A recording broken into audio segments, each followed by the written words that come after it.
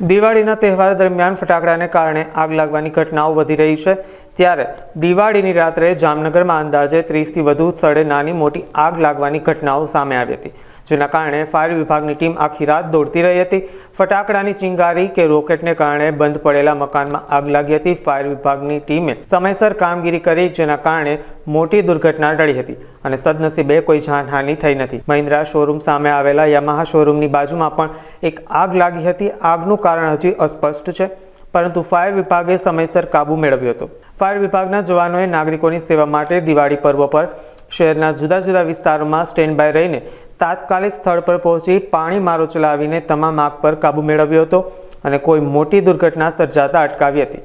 જવાનોએ પોતાના પરિવારની ફરજ નેવે મૂકીને નાગરિકોની સેવા કરી તેમની આ કામગીરી કાબેલેદાદ રહી છે। મારું નામ છે સ્ટેશન ઓફિસર સુમન ઉપેન્દ્ર, જામનગર મહાનગરપાલિકા। આ દિવાળી તહેવાર નિમિત્તે આગલા 24 કલાક દરમિયાન અલગ અલગ જગ્યાએ ફાયર બંદોબસ્ત ગોઠવેલા હતા કે એના અનુસંધાને કે ઝડપથી તે સ્થળ ઉપર આપણે પહોંચી શકીએ એ માટે અલગ અલગ 3 જગ્યાએ ફાયર બંદોબસ્ત ગોઠવેલા હતા। 24 કલાક દરમિયાન દિવાળી માહોલમાં 30 જેટલી આગ લાગેલી હતી, નાના મોટી, એમાં કોઈ જાતની જાનહાનિ થયેલ નથી અને અત્યારે હાલમાં કાર્યરત હજી ફાયર જવાનો ખડે પગે હજી કંટ્રોલ રૂમ ડ્યુટીમાં હાજર જ છે।